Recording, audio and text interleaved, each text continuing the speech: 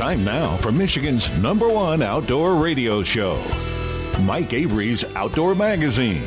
Mike Avery has covered the outdoors in Michigan for more than 4 decades, and that tradition continues today.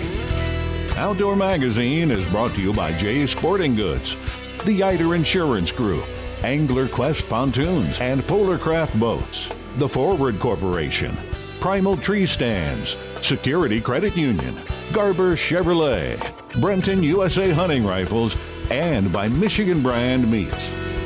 Now, here's Mike Avery.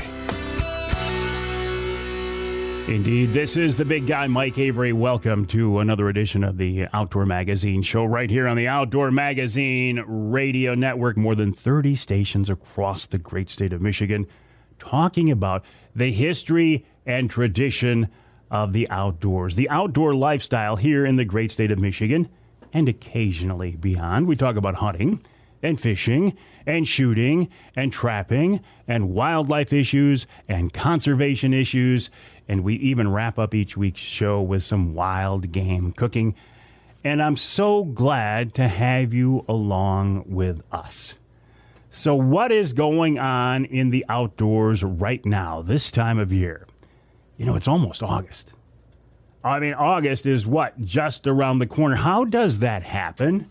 How does the summertime fly by so fast?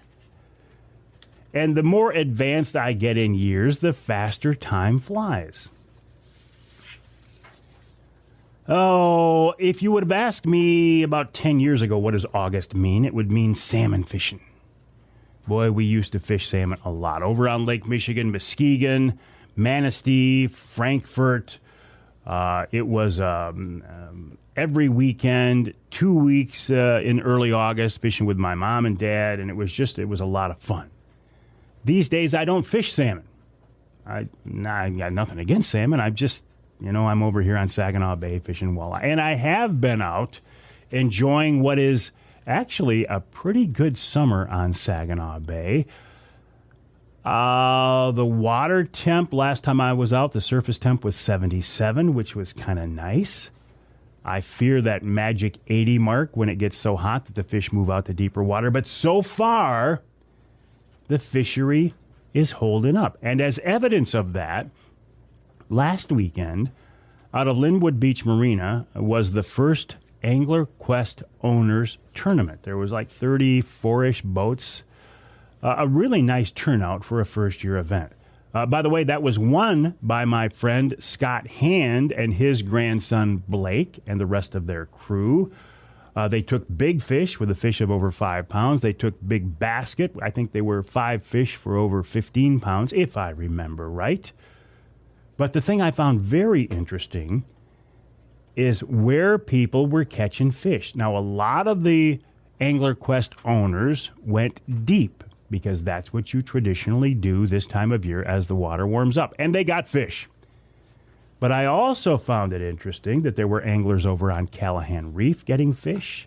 There were anglers by the Sparkplug getting fish. There were anglers in by the sailboat buoys getting fish. And there were my brothers who were fishing the shallow water, the skinny water, and they were getting fish too. Interesting, in late July to be getting fish all over the place. I was out the day before that event with my grandson, Trent. And we made a couple of passes through my beloved skinny water, and we got a couple of fish, but it was pretty slow. So we had to go out deep, and we got a few fish there. It was a good day.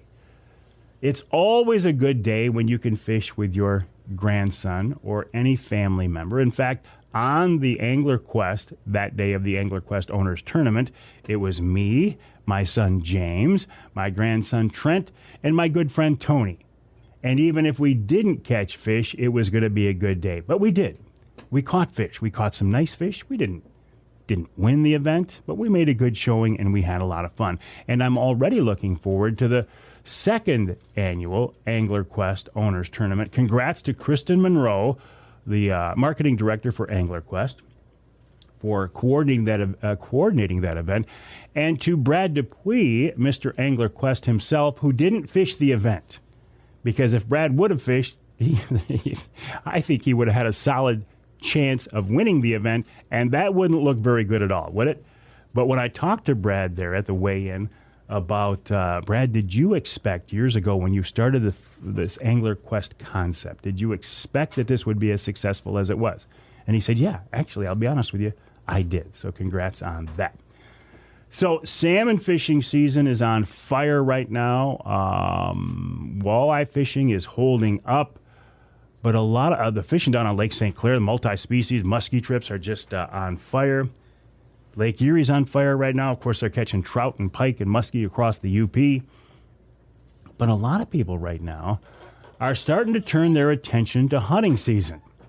And in fact, I got to be honest, I am too, because it's only 2 weeks now before I head north of the border to Ontario, to White River, Ontario, to hunt bear hunt with Ron St. Louis of Northern Wilderness Bear Outfitters. This is a trip I have made every year, except for COVID, for the last, pushing 13, 14, 15 years now.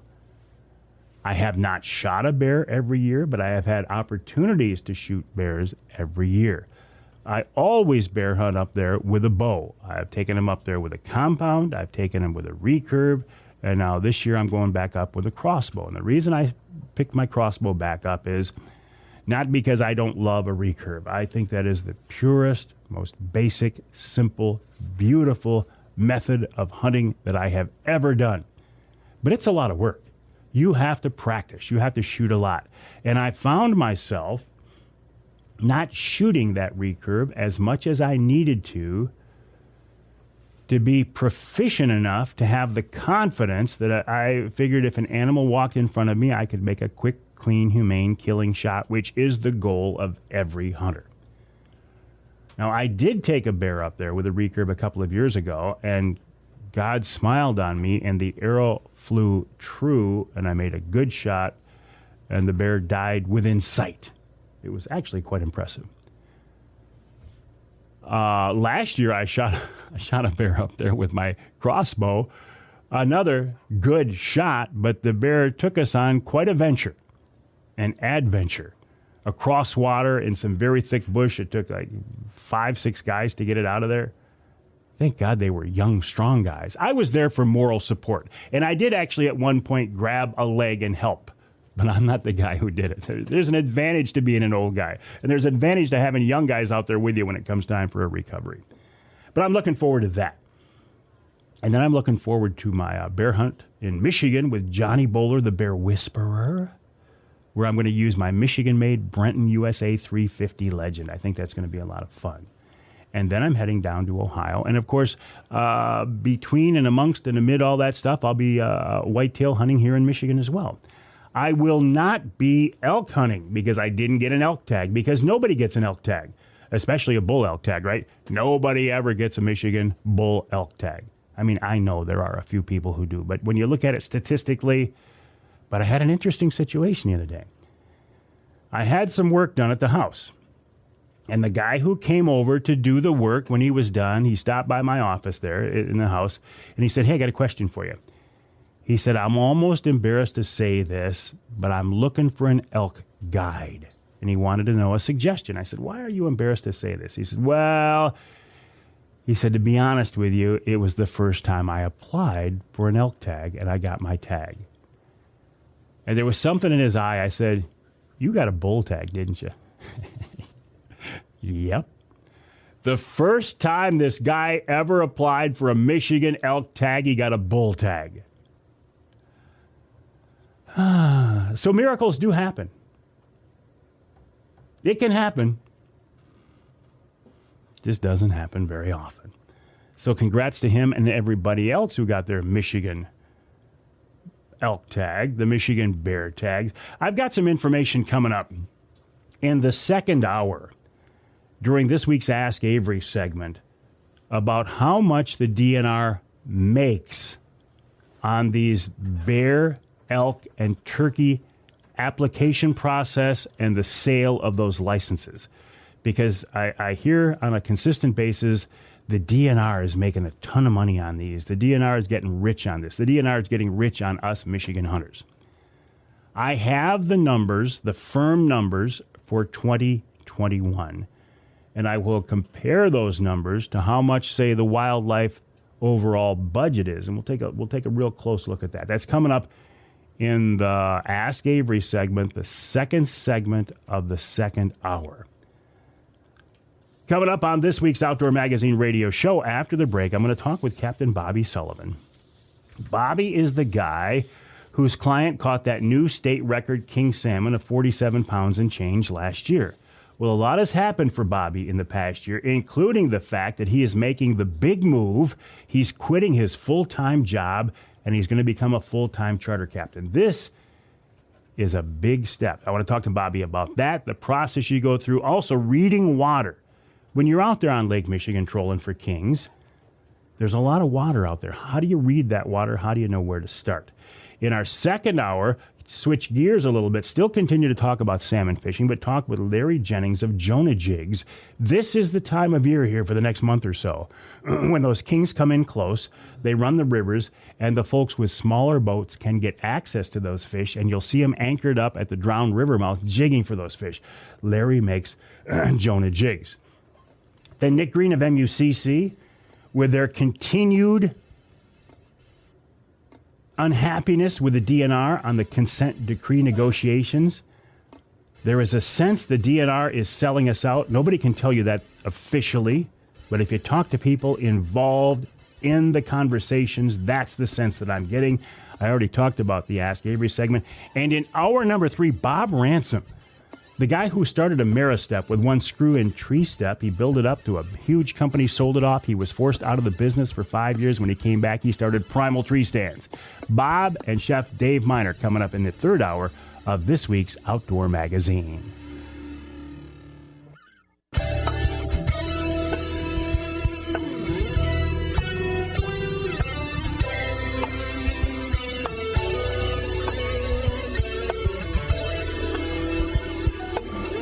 You can hear the Outdoor Magazine show on more than 30 stations across the great state of Michigan. And somewhere I have a list of those stations. Maybe I printed it out. Anyway, I will get to those because I like to acknowledge all the stations. As I say, there are 33 of them across the state of Michigan. And I guess I'm going to have to send that to Pat. Pat is listening. I'll send that to you so you can print that out for me, because of all the sheets I have to print out for this week's show, I forgot to print that one out. Although I can tell you that this segment of Outdoor Magazine is brought to you by Michigan-based Brenton USA hunting rifles, AR style, highly accurate, tough and dependable hunting rifles that could change the way you hunt. You know, the AR style, the AR platform has got just a lot of negative exposure. But it's not the gun, right? It's the people behind it. You can use an AR style, a Michigan-made Brenton USA, for highly accurate hunting situations. They're made in Lansing, just down the road from the governor's office. I'm sure that keeps her up at night, which I absolutely love. Check out their website, BrentonUSA.com. That's BrentonUSA.com. While you are online, please check out my website, MikeAveryOutdoors.com. Then head on over to IcebreakerFishingCharters.com. That's IcebreakerFishingCharters.com. That is the website of Captain Bobby Sullivan. Now, you might know Bobby's name. For one thing, we've had him on the radio show here a couple of months ago to talk about the differences and similarities between trolling for walleye and trolling for salmon. But now I want to change gears and talk about salmon specifically, and Bobby is a great guy to talk with because it was his client just about a year ago right now who caught a new state record king salmon, a Chinook salmon, of more than 47 pounds. I never thought that in my lifetime that the Michigan king salmon record would be broken, but it has been. Bobby's back on the Outdoor Magazine phone line now to talk about that and a few other cool things as well. Bobby, welcome back. How are you? I'm doing well. Thank you for having me again, Mike. Listen, it's a real pleasure. Since we last talked, you have made a big decision. Now, I bet this was helped in part by that catch of that state record king, but you're making a change in lifestyle, and it's a big decision. Tell me about that. Yeah, most everyone knew that I was doing this part-time. I've got about 5 weeks of vacation at work, and I would use all that time to run charters, and I've finally decided to do this full-time. So starting So actually, this Saturday, when the show will be on, will be my first round of chartering full time. Wow. So it's something I've looked forward to for a long time. I've been wanting to do it for about 2 years, but I haven't fully taken the plunge yet until now. Well, congrats on that.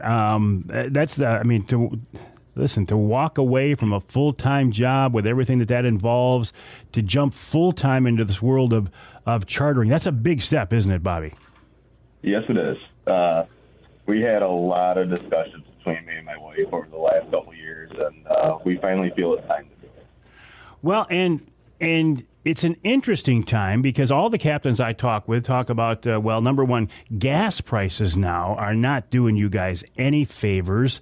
There's concern about, how the negotiations with the tribes are going to go with this whole consent decree thing. So there are a lot of factors out there beyond your control. Yes, there are, and that's the scariest part about it. We've sat down, did all the numbers with gas and what we expect gas to be next year. Who knows? But yeah, it's scary thinking about the tribal negotiations also. But luckily, worst case, I can fall back to the bay. I fished the bay for half of the year, and right now, beginning of August, walleye fishing is still on fire on the bay, and it's been like that the last couple of years. I know. I was just talking about that in the first segment. We had the first annual Angler Quest Owners Tournament out of Linwood Beach last Saturday, and there were people catching fish all around the bay this time of year, so that's kind of a nice surprise. Yes, it is. Bobby, I've got to believe catching that state record king is one of the things that helped put you over the top on this decision. That really raised your name and prominence in the industry, didn't it? Yeah, it did. I've gotten a handful of new clients out of that, and I get people calling me all the time asking about rates, and I always ask them, how'd you hear from me? And I would say probably a quarter of the people bring up the record salmon, or the other half is word of mouth. And I have a really good repeat client business. I mean, I'm upward towards like 85-90%. Pretty much everyone that goes, they rebook again for next year. And if they go walleye fishing, they want to go salmon fishing. If they go salmon fishing, they want to go steelhead fishing in the winter. So it's been a really good experience over the last 6 years of doing this. Well, and you mentioned you do spend the summertime, the early part of the summer, on Saginaw Bay chasing walleye. Now you move over to Lake Michigan chasing kings, but you briefly brought this up too. You're also a steelhead guide, and then you're a duck hunting guide too. Yes, I am. In the years past, with working a full-time job, I'd only run probably 10 duck hunting trips a year. The other half of the duck season, I would hunt myself, but. Yeah, I'm going to really up my duck hunting charters this year. I also do salmon fishing in the river in September. And like you said, steelhead fishing from December on to the end of April. Do you run any ice trips on the bay? I've ran a few. I'm going to do more this year. That's dependent on ice conditions, obviously. So that's something that I'm not I'm going to do it if we have good ice. I have a lot of people lined up that want to do some trips this year. I have them on a list, but I'm not going to count on that as, happening. Yeah. Well, as a charter captain, you are at the mercy of Mother Nature. But, yeah, you start talking about wintertime ice, and that adds a whole new slant to the situation. I want to talk about river fishing for kings if we get time, because I find that to be a fascinating topic. But let's talk more about targeting Lake Michigan king salmon. Bobby, there's a lot of water out there. How do you know where to start? Are you reading the surface? Are you looking at the currents? Are you looking at the surface temp? I mean, how do you get started? Not so much. I don't look at surface temp too much. I try to find where that temperature break is, and there's a couple indications. If I know it's been blowing hard out of like the southwest or the west for a couple days, I know that temperature break's going to be pushed down in the water column. And I've got a fish hawk on my boat, which is a temperature probe. You hook it up to a downrigger, and it'll tell you the water temperature where your downrigger is. So the first thing I'll do in the morning is send that probe down try to find that temperature break, and I'll fish both sides of it within 10, 20 feet, both sides of it, because we will catch fish out of water temp, especially first thing in the morning. But I know with the winds out of the north, northeast, or east, that can bring that water temperature up. So just knowing a couple things like that, knowing where to set up, if there's a lot of cold water, if that break's only down, like it was a couple weeks ago over there, 30, 40 feet, I might be fishing to the south, out of Ludington, opposed to fishing up at the Big Point.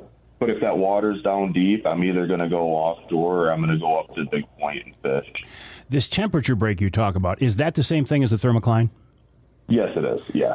Yep, the thermocline. And I mean, you're looking for anywhere from like 51, 54 degree water. It changes. You could, you could be working a 2-mile stretch of water in a day, and that temperature might change over the course of, 10 to 20 feet on that troll up and down. So that's why you like to have rods above it and below it. I had no idea how drastic or dramatic this thermocline or this temperature break is until I had a guy send me some video. John Durka, who is this Michigan spearfishing guy who spends a lot of time in the water videotaping his spearfishing adventures. He sent me video, Bobby, of what the thermocline looks like, and you can see it. It's like a difference in density. It's a difference in color. It's a difference in temperature. It's a pretty big deal. Yeah, and it's good that you said that, because you can a lot of days mark that thermocline on your fish finder or, your depth finder. You'll see that different density in the water column. And a lot of times it looks like a lot of clutter on your screen. A lot of times that's where that break will be. And so you're fishing above that and below that because you don't know exactly what the fish want on a given day. Yeah, and not every fish is going to be right in that same temperature of water, so I like to stagger some rods above it and below it. There's times when we've caught a lot of fish out of water temp, whether they're chasing bait up there, who knows. But I like to have multiple water depths covered. All spoons this time of year, or switching over to like J plugs and such like that, which is an old time but kind of a traditional August bait. Yeah, I took my boat over the week of the Classic. I didn't fish. I had a couple charters that weekend, but pretty much that weekend it was all spoons, and it was a lot of standard size spoons that weekend. Now it's starting to switch over since we have, as of right now, that temperature breaks down there around 80 to 100 foot. It switched over to flashers and flies, flashers and meat rigs. We're still catching fish on spoons, but it's starting to be a little mixture of bait. I know a guy caught a couple fish on J plugs the other day. I haven't really ran many yet. I'll probably start messing around with some here towards the end of the week. But right now it's getting to be a little mixture of things. And now, Bobby, you're going to have time to spend some time experimenting and messing around, as you call it. Yeah, I will. I'll still be running charters every day. I think I have, over the course of August, I have 3 open mornings, and a lot of the days I have booked as doubles, but then a lot of days I don't have any afternoons, but I'm going to keep them that way just for boat maintenance and rod maintenance and stuff like that. You guys talk about those doubles. I don't know how you do that. I mean, I'm beat after one trip on the water. I don't know how you do doubles. That's you guys are Iron Men. You get used to it after a few days. Maybe the young guys do.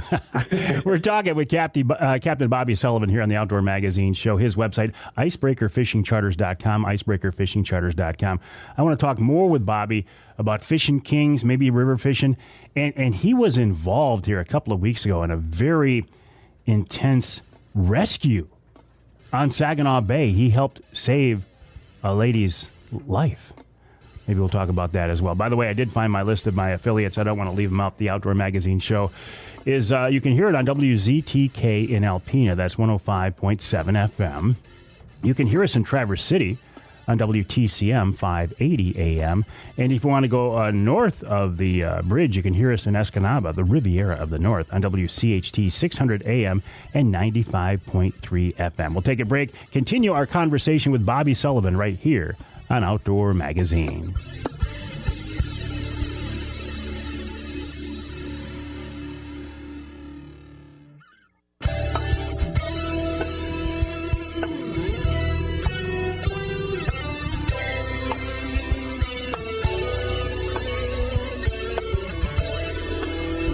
can hear the Outdoor Magazine show in Battle Creek on WBCK. That's 95.3 FM. You can hear us in Lansing on WILS 1320 AM.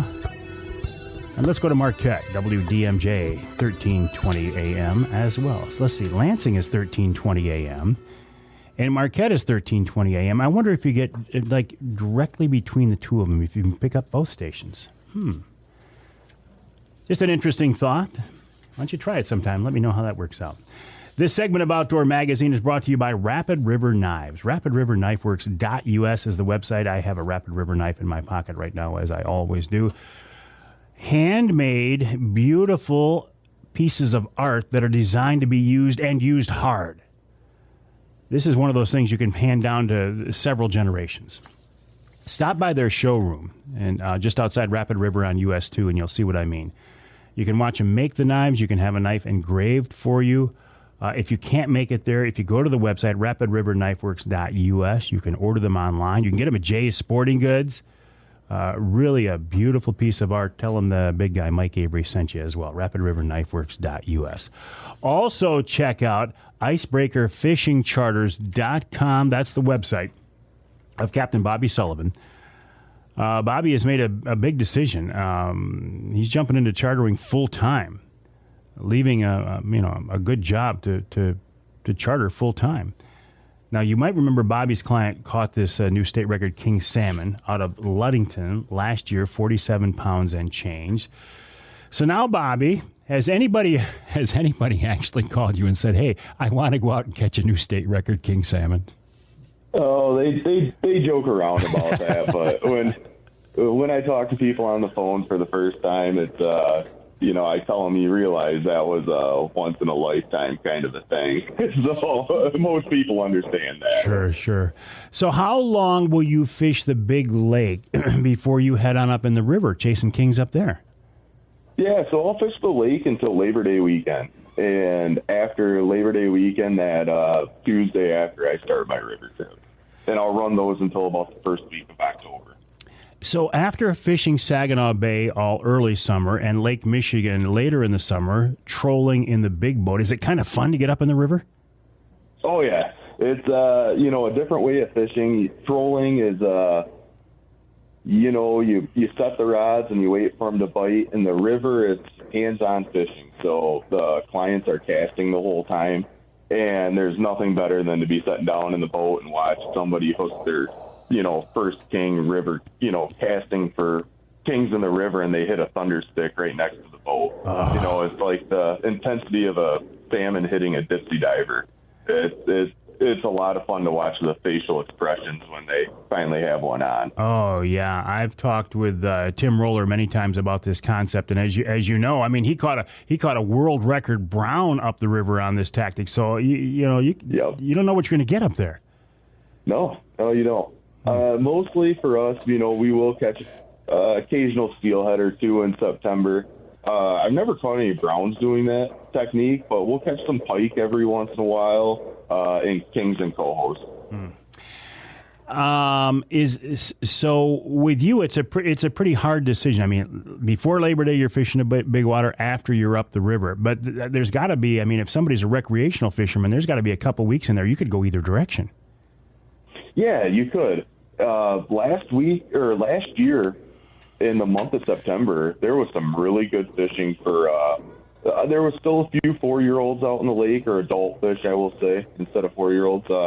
There was a lot of younger kings, and there was a lot of cohos still out on the lake. So guys were going out of Ludington getting really big bags of fish. Why did you rephrase that from 4-year-olds to adult fish? What's the thinking there, Bobby? Yeah, I guess some of the mature fish are 3-year-old, 4-year-old. So instead of just calling them all 4-year-olds, I tend to use the word adult fish. No, I got you. I was just I was just kind of thinking, years ago there, and this has been a long time now, there was this whole concept of triploid fish where you heat the eggs where they stayed out there an extra year or two. That's not really a thing though anymore, is it? Not that I know of. No. Yeah. No. Well, so Bobby, if somebody goes to the website icebreakerfishingcharters.com, do you have any openings, or are you pretty well booked now for the rest of the season? So I have, like I say, probably 3 or 4 openings in August. September, I have probably 5 or 6 open mornings in September, but I expect those to book up here in the next week or 2. Do you? Especially once I start pushing more for it. These openings were, like I say, they weren't. I didn't know I would have them. They were, because I was working, and those were actually the weeks that I was going to be at work. So I don't expect those to last long. Yeah, I gotcha. Now, I know you're running salmon trips in the rivers on the west side. Do you do any river walleye trips on the east side? Yeah, and before the walleye season closes, which I guess I'm going to have to rethink that this year with Saginaw River being open all year. I used to run a couple trips before the river would close, and I would run some when the river opens back up. But now I'm probably going to do a few weeks on the Saginaw River this year. Yeah. It'll save me some gas money from driving over to the west side of the state to steelhead fishing. Sure, yeah, I'm real curious to see how that turns out. Hang tight, we're talking with Bobby Sullivan, Captain Bobby Sullivan of Icebreaker Charters, the website icebreakerfishingcharters.com, icebreakerfishingcharters.com. Bobby fishes for anything that swims just about on both sides of the state. He did have something that happened a couple of weeks ago that kind of is it's one of the biggest fears, I think, of people who spend a lot of time on the water. I'm going to follow up with that after the break right here on Outdoor Magazine.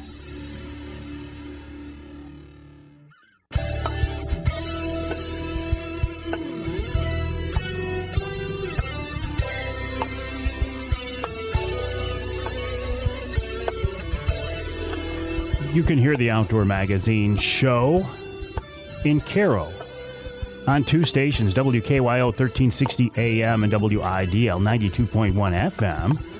You can hear us in Flint on Sports Extra 1330 WTRX.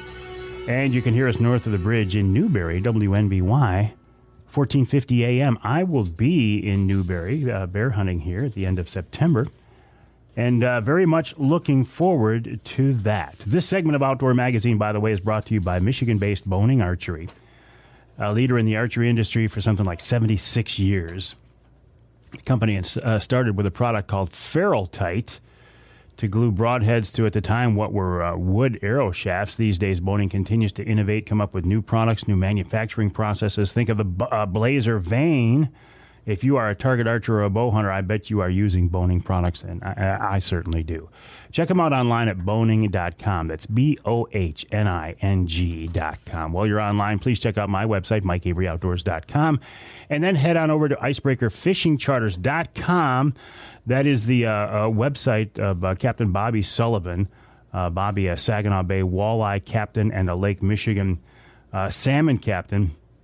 Bobby, a few weeks ago, speaking of Saginaw Bay, you were over on the bay, and you had a very intense situation. Can you tell me a little bit more about that? Yeah, it was a day that was blowing pretty hard out of the west. It was on an afternoon trip. We were catching a bunch of fish in that 10, 11 foot of water from Linwood down to State Park, then State Park down to the island. That fishing was really good from State Park to the island. Before we left for the trip, I called my afternoon trip, and I said, it's going to blow 20, maybe close to 30 this afternoon. Do you guys still want to go? We're going to fish in close. It shouldn't be too rough at all. It won't be too rough to where you'll get sick. We're going to be only a mile offshore or so. And they were excited. They wanted to go. And so I ended up running down to State Park, and I started trolling towards the island. I set up rods, and we were catching a few fish. So I went to turn the boat around to do an upwind troll, and it was a little bit too choppy for that when it was, it was probably only blowing about 20 at the time, but there were probably like a 1.5 foot chop, and my board started jumping. So I had told the 2 adults on the boat. I had first-time clients. I had 2 adults, Jamie and Kurt. Then they had 2 teenagers. I won't mention their names, but I told them, I said, this is not going to be really effective. Let's just pull lines, run up and close, and fish that skinny water from State Park to Linwood. You know, we had over 20 yesterday afternoon in there. Let's go up in there. So I was pulling lines, and I looked in front of my boat, and probably about a half-mile away, there was a pontoon boat that I thought was trolling in the trough. And so I walked up to the front of the boat, gave probably 20 to 40 degree change, just to make sure that we didn't have any issues with them. And I noticed they weren't really moving, and I thought they were running crawler harnesses. So about 10 minutes later, when I got all the rods up, I started motoring away, and I wanted to give them a really wide berth. And as I was motoring, I was looking at the boat, and I thought I seen somebody in the boat waving their arm. And I thought, well, maybe they broke down, maybe they need something. So I turned over, and I started heading towards them. And I seen a couple people in the boat start, there was 2 people in the boat start waving their arms. And so I was like, well, maybe they don't want me to come to them. Yeah. So I turned around, and I started heading away. And I just got downwind of them, and I heard the screech of help. So I turned the boat around, and I got probably 50 yards from them. I turned the boat so I could hear, and I heard that they said that they had people in the water. And I asked, kind of a dumb question, but not really, like, are they swimming, or they're like, no, we need help.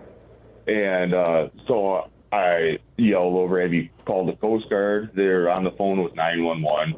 So I got back to the helm, and as I was heading towards their boat, I radioed the Coast Guard, gave them our position, told them I was going to assist somebody that had somebody in the water. What had happened is there was a gentleman holding on to a lady on the front of a pontoon boat that they had a life jacket wrapped around her arm. She had went in the water. I don't know why, but there was another gentleman that was in the water that was missing. So I told Jamie and Kurt, I said, get out a couple life jackets, grab this throw ring. When we get up to their boat, throw them the throw ring to either wrap around her or use it to pull the pontoon boat to us. And so we got close to him, and I told Kurt he was willing to jump into their pontoon boat to help pull the lady up into the pontoon. I told Kurt, I said, do not jump into their pontoon boat until I tell you to. I want my boat to be right next to theirs, and I want to be holding on to it tight so there's no gap. So there's no way you're going to go in the water. And he listened. It took me a minute to get the boat up next to their pontoon boat with the winds and the waves. I didn't want to slam my boat into their pontoon boat and have him drop her. And Bobby, I hate so much to do this, but we are absolutely out of time. But it was your actions that day and the actions of your clients that helped save that lady's life. So God bless you for that. What a great thing. I can't imagine going through that, but I'm sure glad that you were there and you were able to help out. Bobby Sullivan of Icebreaker Charters, icebreakerfishingcharters.com is the website. He's on Saginaw Bay. He's on Lake Michigan. He's in the rivers for trout, and also next spring coming up for walleye as well. Icebreakerfishingcharters.com. We'll take a break for the top of the hour. When we come back, we'll talk about jigging for salmon right here on Outdoor Magazine.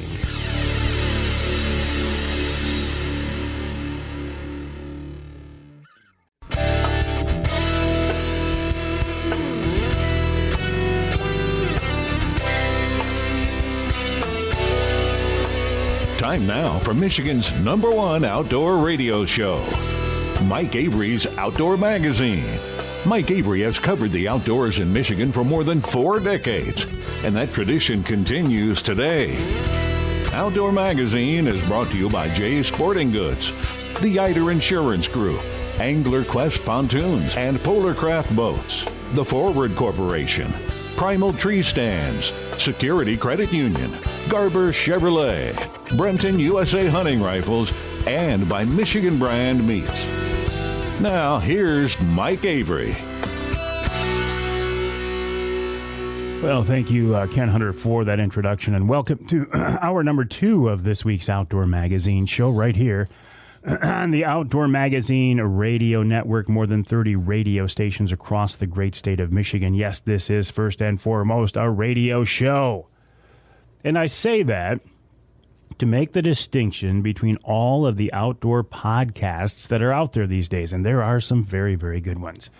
But there aren't many statewide syndicated outdoor radio shows, even in the country, in fact. But here in the great state of Michigan, I'm blessed to be able to do the biggest outdoor radio show on more than 30 stations across the great state of Michigan. And I think the best way to listen, if you can, is on your local radio station, your local AM or FM station. Your local news, weather, sports, even your local ads. Maybe there's a sale, something you want to take advantage of. And the radio stations get the content of this show before the podcast version is uploaded. Yes, there is a podcast version of this show. Where do you hear that? Where do you listen to that? Well, everywhere, really. It's on my website, MikeAveryOutdoors.com. It's on my Facebook page. It's on Amazon Music. It's on Audible, Twitter, LinkedIn, Apple Music, Google Play, iHeartRadio, yada, yada, Stitcher, Play, Odyssey. It's even on YouTube. Anywhere you get your podcasts from, you can hear the podcast version of the Outdoor Magazine radio show. Speaking of podcasts, each month I do podcast for some of the different companies I work with, including Offshore Tackle, Angler Quest Boats, Primal Treestands, and Polar Craft Boats. And when we're done here in the studio to recording this week's radio show, we will record this month's Polar Craft podcast with the man who owns Polar Craft and Angler Quest. His name is Mark Dupuis. Keep an ear out for that. Regardless, though, of how you are listening, when you are listening, the fact that you're hearing my voice does mean a lot. There is so much content out there these days, so many different things vying, programs and podcasts and events just vying for your attention. The fact that you're hearing my voice is a real blessing to me, and I do certainly appreciate it. If you were with us in the first hour, I was talking with Captain Bobby Sullivan about trolling for big king salmon out in Lake Michigan. One of the great things about this time of year is those fish are starting to move in. They're starting to work their way towards the harbors, the river mouths. And it's a good time of year for folks with smaller boats. So you don't have a 32-foot Tierra. It doesn't matter. You can target these fish as they are coming in close by jigging them. You've seen these boats anchored up like in the Muskegon Lake there, where the pinch points where the fish have to come through. And as much as I love to troll, there's something about having the rod in your hand when a fish hits that just cannot be rivaled. Larry Jennings knows that better than probably anybody. He has pioneered a lot of salmon jigging techniques. In fact, he owns Jonah Jigs. Go to their website, jonahjigs.com, and you'll see more what I'm talking about. But we've got him here on the Outdoor Magazine phone line to talk more about this concept. Larry, welcome back to the show. I appreciate your time. How have you been? I'm doing well, Mike. Thanks for having me. Always a pleasure. This is an exciting time of year coming up for you, isn't it? Absolutely. It is, every day.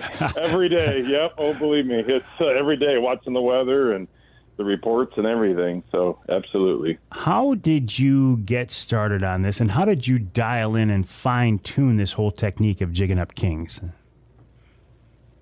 A lot of people know my story, but briefly, I grew up on the Great Lakes, grew up on Lake Michigan, trolling my whole life, and caught a lot of fish. Fished up and down the coast of Michigan, just being on the big water, loved it. And one day I thought, what's another way we can catch these things, And so started playing around. I'd seen people jigging, and, it was kind of pretty much an underground type of technique.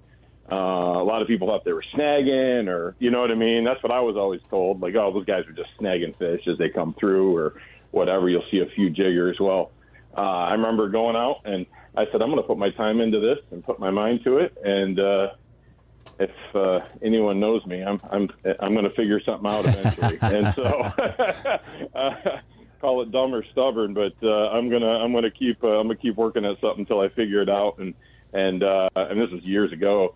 I still remember that first fish I caught. I was like, oh my goodness. I've caught thousands of salmon and thousands of salmon in my life. And that first one I caught jigging was like life-changing. And that's what I tell people.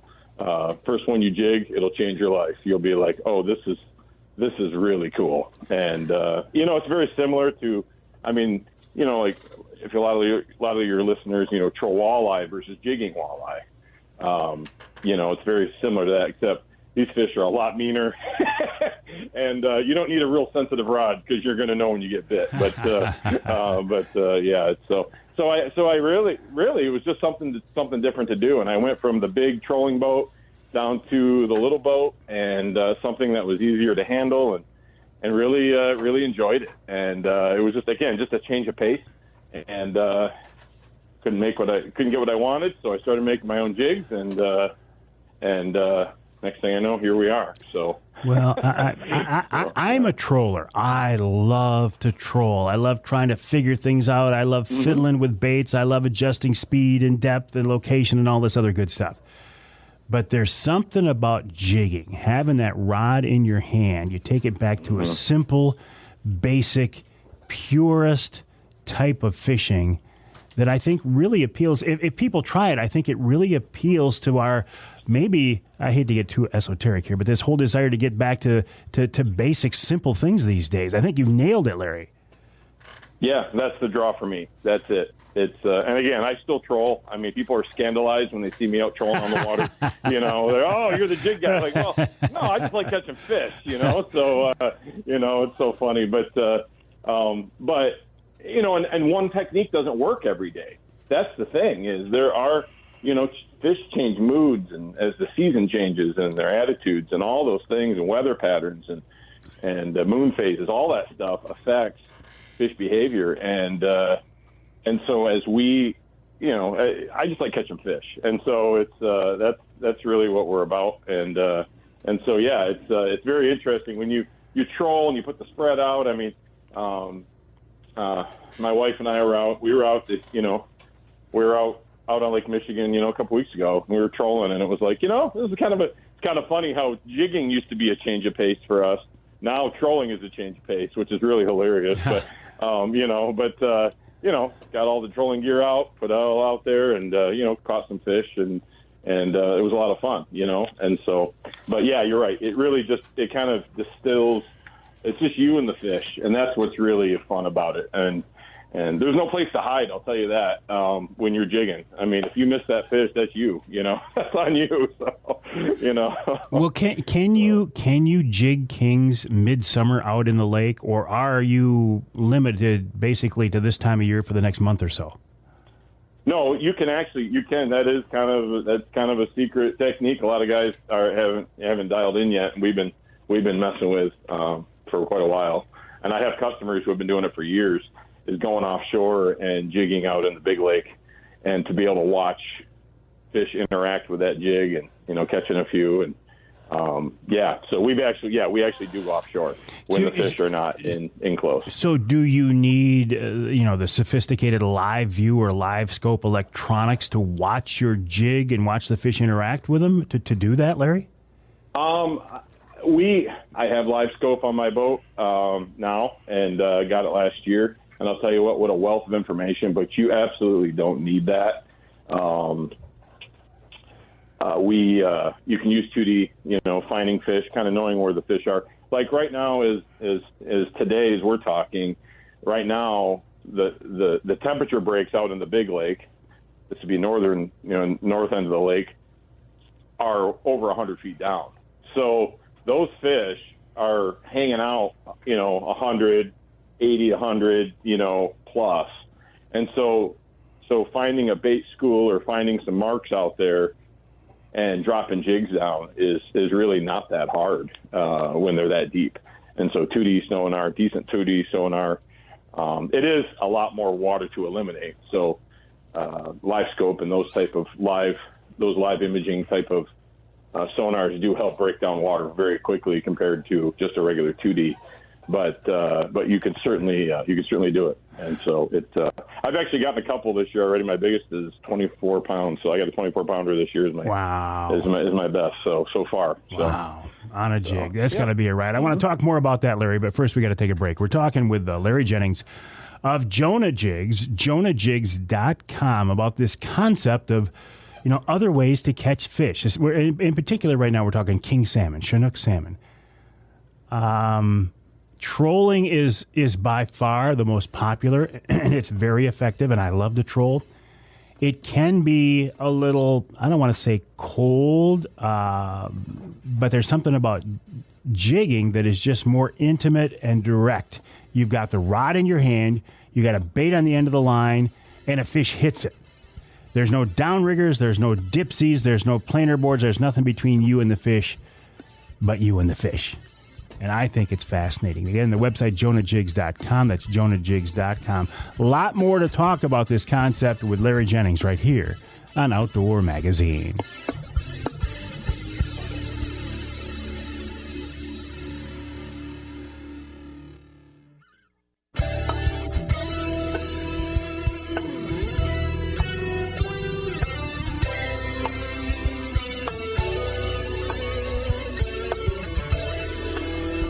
You can hear the Outdoor Magazine show in Sheboygan on Big Country Gold, WCBY, AM and FM, 1240 AM, 100.7 FM. You can hear us in Sandusky on WMIC, AM and FM, 660 AM, 95.3 FM. And you can hear us north of the bridge in the Sioux on News Talk 1400 WKNW. This segment of Outdoor Magazine brought to you by VersaSkins. Michigan-based VersaSkins, family-owned. You know I love that. Paul Perrone has come up with a very interesting concept. Rather than buy a bunch of different hunting sets, camouflage, buy one good quality outfit. And then snap on and zip on different camouflage shells. I mean, you can literally change the skin for the season you're in. That's the slogan. And you can do this in less than, certainly less than 2 minutes. Maybe you could do it in a minute.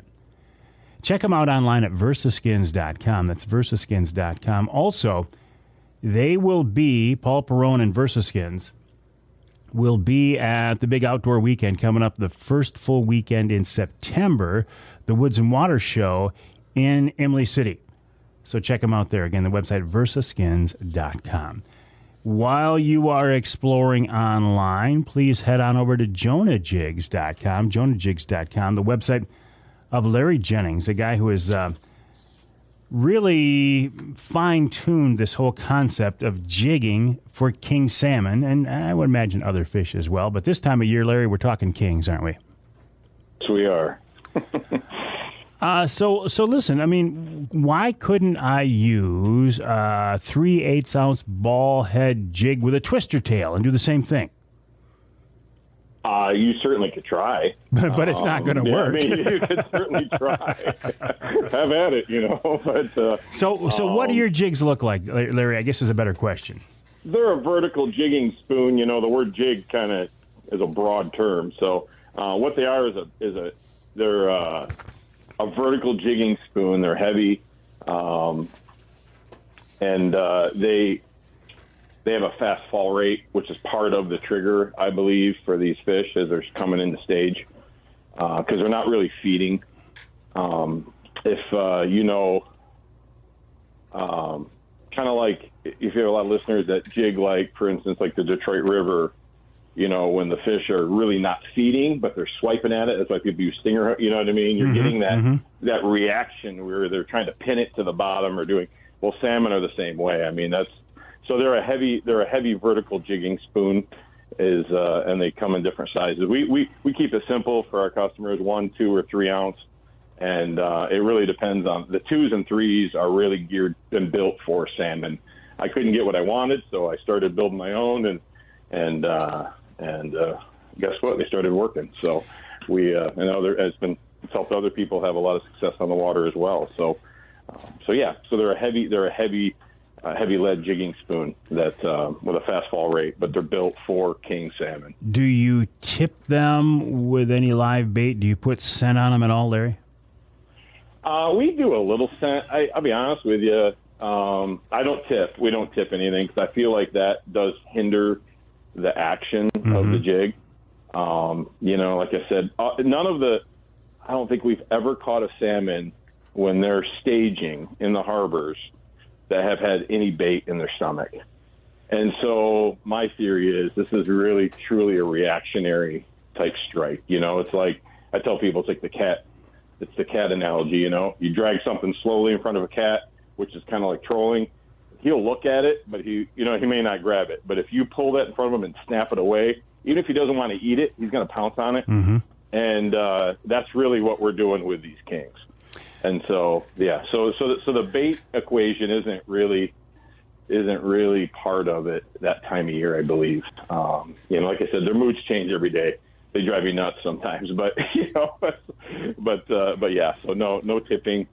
You can add scent to them. I don't like to do a lot of scent simply because it gets the box, Mm-hmm. Smelly. It's messy. Yeah. So are you bouncing these off the bottom like you would jigging for walleye, or are you snapping these things suspended fish? We suspend them. We're never pounding the bottom or anything. Kings are predators that'll swipe up at jigs. We've watched them on scope, what they do when those, especially the kings come. We had one this year even come and swirl and go straight. He was straight vertical, coming straight up under the jig and smacked it. It's so we definitely want to be just above their heads. Sometimes that strike zone's very small. But as they're coming through, you're basically intercepting these fish as they come through, and you're snapping it just above their heads. Is really ideal. So how big of a stroke? Is this a 4-foot snap, or is it a couple of feet, or 18 inches, or what? Yeah, about 18 inches, 1.5 is a good. That's what I tell people. Kind of a snap and then a controlled fall. So it's and my jigs, we ship them with an actual dual lock snap. Everything's made in America, by the way, but the snap, a dual lock snap they'll get out of New York, and that allows the jig to flutter, and that snap. And again, it's kind of like walleye jigging. If you've done, if your listeners have done any walleye jigging, like especially in the river stuff, how someday a certain jig stroke is. That's it. You know what I mean? Mm-hmm, like their attitude changes. It's wild. So, and so that's also why we offer different weights as well, because that drop speed and all of that all matters. So it's about a 1.5 jig and then a controlled fall. You want that jig kind of fluttering down, darting around. Again, we're trying to get that cat-like reaction strike. And are they hitting it on the drop? Most of the time they're hitting on the drop. Yeah. Not as you're lifting. You'll feel it, and, you'll feel them smack it sideways. Sometimes you just lay the line down, and all of a sudden it's pulled up at the top. You better, so, yeah, they hit it on the drop, and I'd say 90% of the time. And I got to believe when a king hits these jigs, you know there's a fish there. Yeah, yep. Yes, sir. So what's your tack? It's not finesse fishing, so you're not worried about light line and limber rods, or how, what's the setup? No, complete opposite, actually. I have a lot of walleye guys that come up here and fish with me, and good friends. Some are guides, that down in the Detroit area, and they're like, well, how sensitive to rod do I need? I'm like, no, I don't. I think you'll know when you get a bite on these things. So it's I like a medium heavy. For kings, I like a medium to medium heavy braid, 20-pound braid to a fluorocarbon leader, usually a 20-pound fluorocarbon leader, or you can go straight mono as well. Some days the 20-pound mono does better some days, and I think it's with fall rate and action and all that as well. So but you don't need anything real sensitive. We used to use.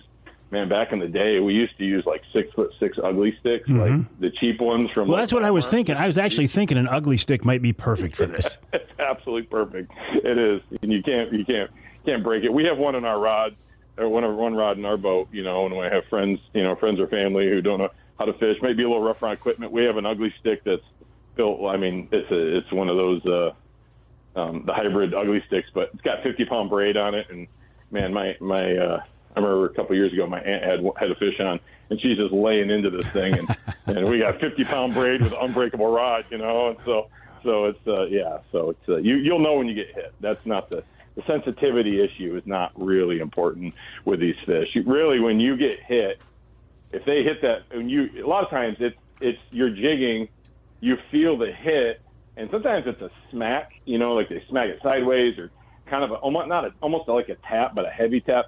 And when you go to jig up again, like it's like you snag bottom. Mm-hmm. I mean, it's it doesn't, and then and then yeah. Then you just hold on because. Yep, so are you out in the lake, out around the pier heads, or are you up in the river and in the drowned river mouths? Mostly drowned river mouths. So like where the fish are staging, an ideal setup is where you've got fish that have come in and then you've got a warm spell that have pushed those fish down to the bottom into the holes of those drowned river mouths. So think of all the ports along the west coast of Michigan, and where those fish are going to stage. They're kind of trapped in there, and they're laying on bottom, and that's when they're very susceptible to this technique because they get packed into an area. You said you're not bouncing the jigs off the bottom, though. No, we're just off bottom. We're just usually a couple of cranks. And what I tell people, without any, when there's fish that are in a jiggable zone, usually it's you drop the bottom and then crank up 2 or 3 cranks. That's a real easy way. You don't even need electronics, just drop down a couple of cranks off bottom, and those fish they'll smack it. They'll find it. Just kings or steelhead, browns, anything else? Actually, believe it or not, funny you asked. I had a friend who a couple days ago was out. We were out jigging, and one of the harbors, and he actually popped a pretty nice brown trout. So we once in a while have browns come in. They'll mix in. It just depends, every river's different. But I have had customers catch steelhead, that kind of thing. So, but actually, we've jigged a few browns over the years. And sometimes they're lake run, and sometimes they look like they're out of the river. So really? We don't know. I mean, it's kind of interesting. And from right now, I mean, it's starting to heat up now. How late into the fall can you do this, Larry? I would say, every river is different. The river system is different. The northern rivers tend to get the runs earlier and, into the season because we cool down quick, more, and then it moves down the state. But you certainly can go into, we've caught them all the way into, mid-September. There's pushes of fish. It depends on the river system, but there's pushes of fish that come in from basically end of July all the way through to, I would say, right up till bow season. You may not want to eat them near the end of that time, but man, they're a lot of fun. So yeah, there are, really every river's got its own kind of cycle, and trying to time those fish and everything is part of the trick, being there when they come through. Well, Larry Jennings, you've got this whole process dialed in, that's for sure. Larry Jennings of Jonah Jigs, jonahjigs.com. Think about this 20, 25 bigger pound fish that you catch out there trolling. Think about just raising your rod tipper, having this thing hammer your line, and then fighting them in a small boat. I just think it's a riot, and Larry's got it all dialed in. Again, the website, jonahjigs.com. jonahjigs.com. Appreciate your time, Larry. We'll take a break here in the Outdoor Magazine Show. When we come back, Nick Green of MUCC. I don't know if we're going to talk about Proposal G and sound scientific wildlife management, or if we're talking about consent decree and their unhappiness with the DNR. We'll find out after the break here on Outdoor Magazine.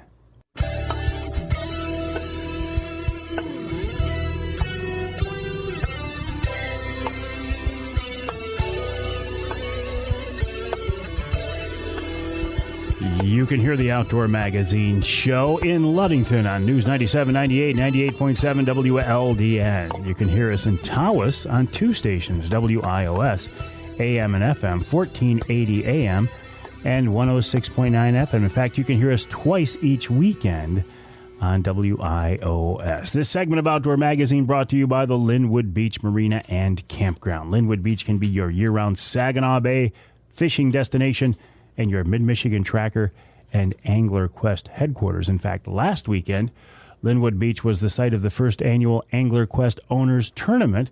Congrats to my buddy Scott Hand and his grandson Blake for winning that event. For more info on Linwood Beach, check out the website linwoodbeachmarina.com. That's linwoodbeachmarina.com.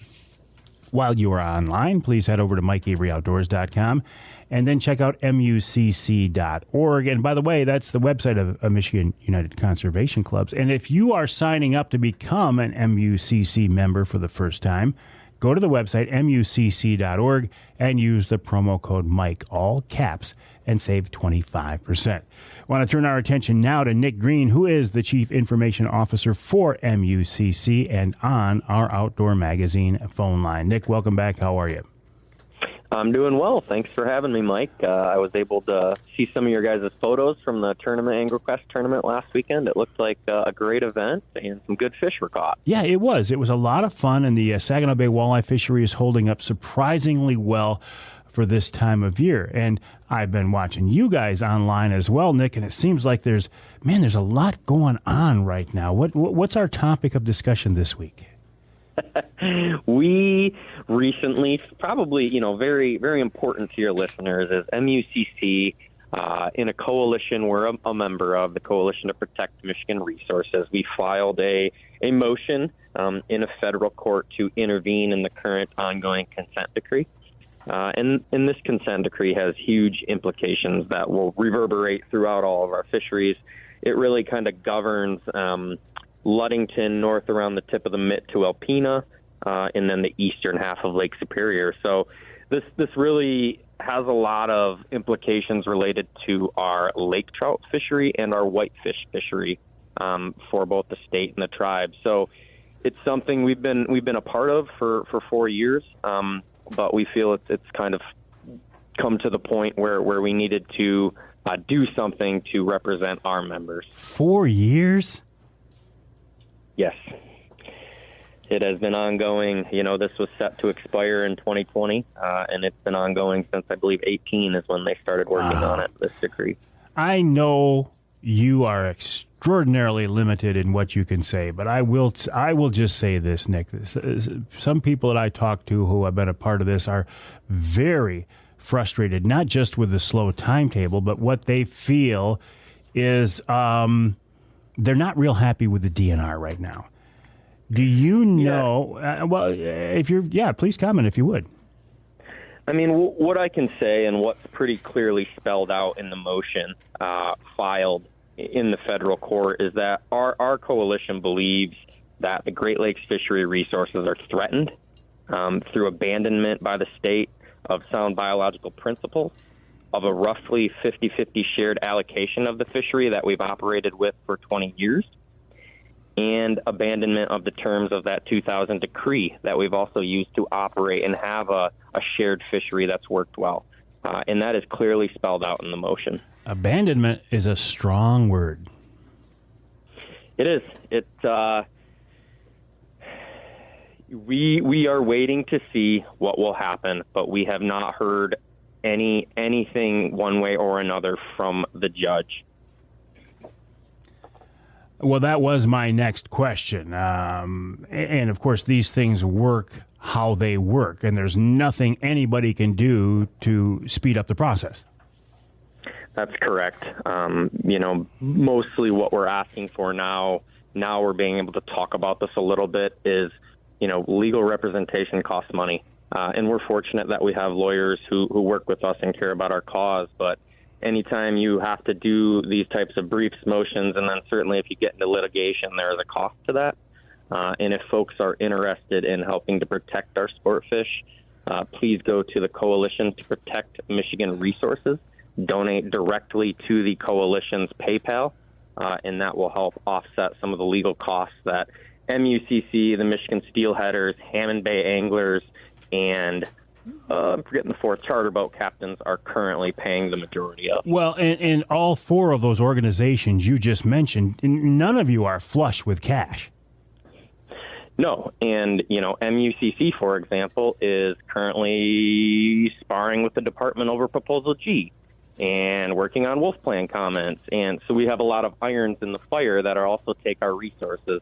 That doesn't make this any less important, but it means we have to be efficient and thinking about how we're spending our members' money. All right. Once again, then, how do we help out financially, Nick? go to the Coalition to Protect Michigan Resources website, and there will be a donate button right front and center, and you can donate right to the Coalition's PayPal. And what about helping you guys at MUCC out? We would prefer that you guys donate to the Coalition right now. That is kind of our main focus. Fair enough. I appreciate that, Nick. In fact, I will do that, and I appreciate the suggestion. Nick Green, the Chief Information Officer for MUCC, MUCC.org, MUCC.org. I find it interesting. Dan Eichinger, who is the DNR director, was the director of MUCC, and you would have thought maybe there'd be, but MUCC is fighting the DNR on some topics right now. So I think that shows MUCC's backbone and MUCC's character. MUCC.org is the website. We'll take a break. When we come back, this week's Ask Avery segment also deals with the DNR.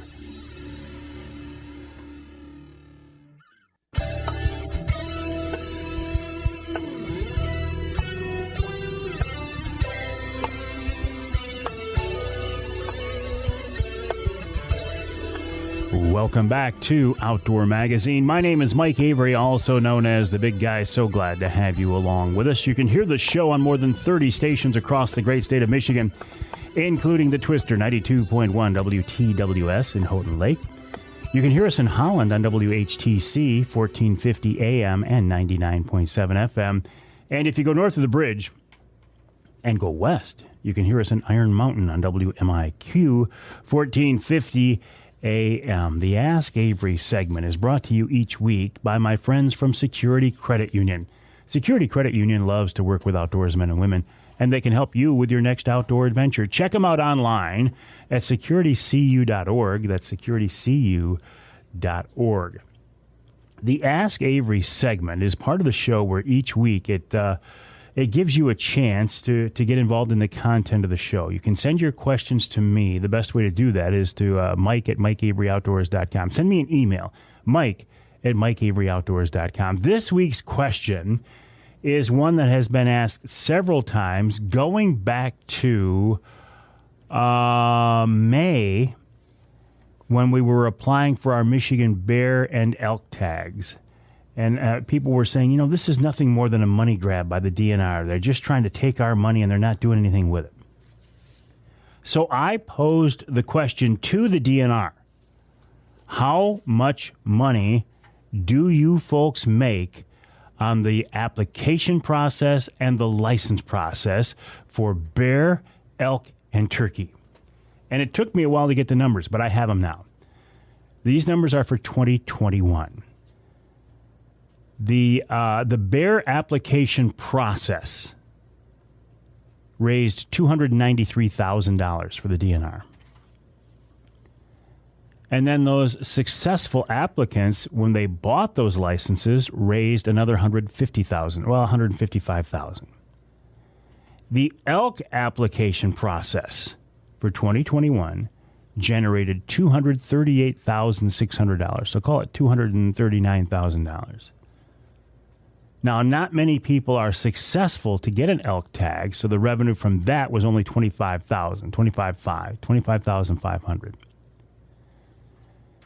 Fall and spring turkey application process, because remember, you can get a turkey tag without applying for a license. So the application process for turkeys in Michigan in 2021 raised $135,000. But the revenue from license sales was $1.5 million. So again, $293,000 raised on the bear application process, $155,000 raised on the sale of bear licenses. The elk application process generated $239,000 roughly. The elk license revenue was $25,500. Fall and spring turkey application revenue $135,000, and fall and spring turkey license sales $1.5 million. Now let's put this into perspective. In 2021, the budget for the wildlife division, all funding sources, was almost $47 million. If you're a numbers person, $46,835,200. But we'll call it $47 million. So you can see that even though a lot of money is being generated, it's just a drop in the bucket. So my next question was, okay, now that you've given me the numbers, thank you, I do appreciate that. Where does that money go? How does it get used? Directly from the DNR, the bulk of the revenue from bear and elk applications and license sales is deposited in the General Game and Fish Protection Fund. Revenue deposited in that fund can be used for a wide range of wildlife habitat and management work. This includes, but is not limited to, bear and elk. A portion of the revenue from the turkey application and license sales revenue is also deposited into that same fund. However, turkey's a little different, as there is a species-specific sub-fund that exists within the Game and Fish Protection Fund for turkey. A significant portion of the revenue from the turkey application and license sales is deposited in this sub-fund, and that revenue can only be used for scientific research and biological survey work on wild turkeys, wild turkey habitat work on state land, and overall wild turkey management across the state. Similar species sub-funds do not exist within the Game and Fish account for bear and elk as well. So, you ask me how much money is generated from the application process and the license sales, and I got you those numbers. What you choose to do with those, how you view those, is completely up to you. I don't think it's a money grab, and we'll leave it at that. Am I happy with everything the DNR is doing right now? Absolutely not. And I'm not the only person. A lot of people are very upset right now with this whole lack of sound scientific wildlife management thinking and Proposal G and the consent decree negotiations. DNR is getting some heat right now. They do a lot of great work. But there are times when you have to look at them and say, are you doing things the best way? Again, thanks to our friends at Security Credit Union for making the Ask Avery segment possible. We'll take a break for the top of the hour. When we come back, Bob Ransom of Primal Treestands.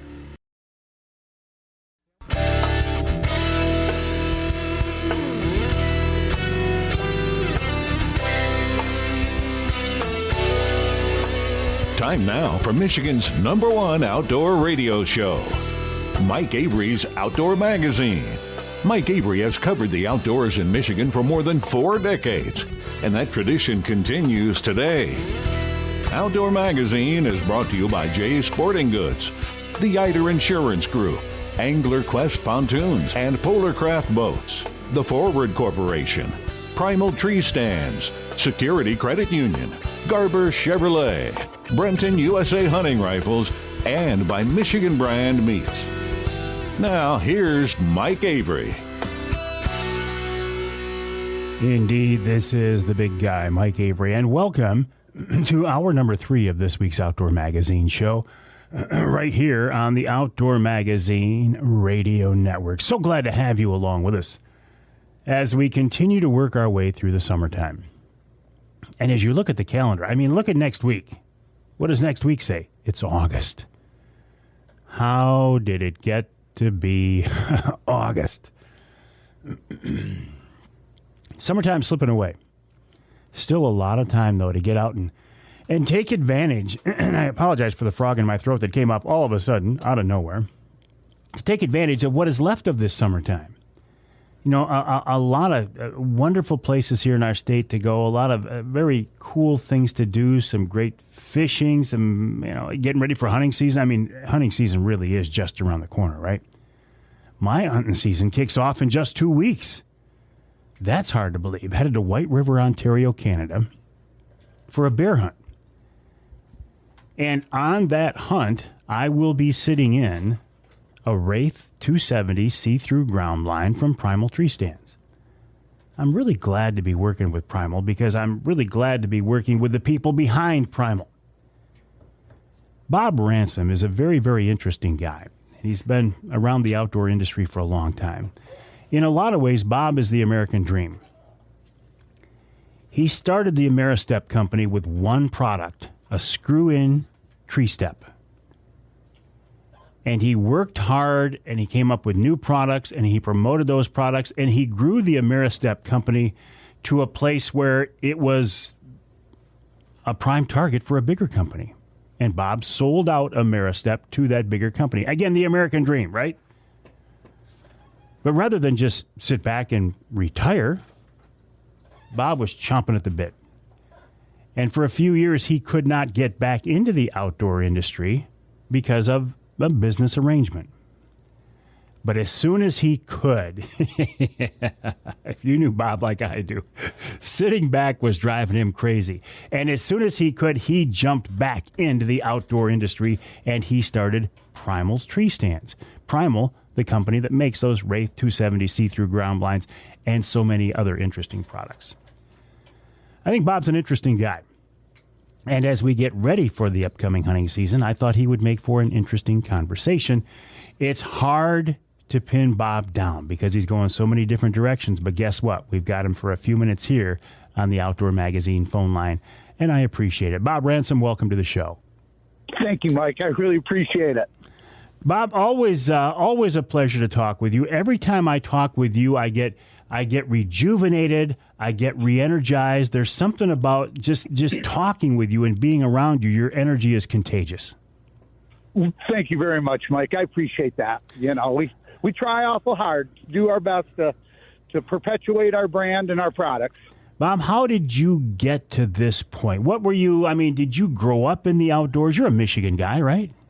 Absolutely. Absolutely. Grew up hunting and fishing, enjoying the outdoors right here in the Lower Peninsula, primarily.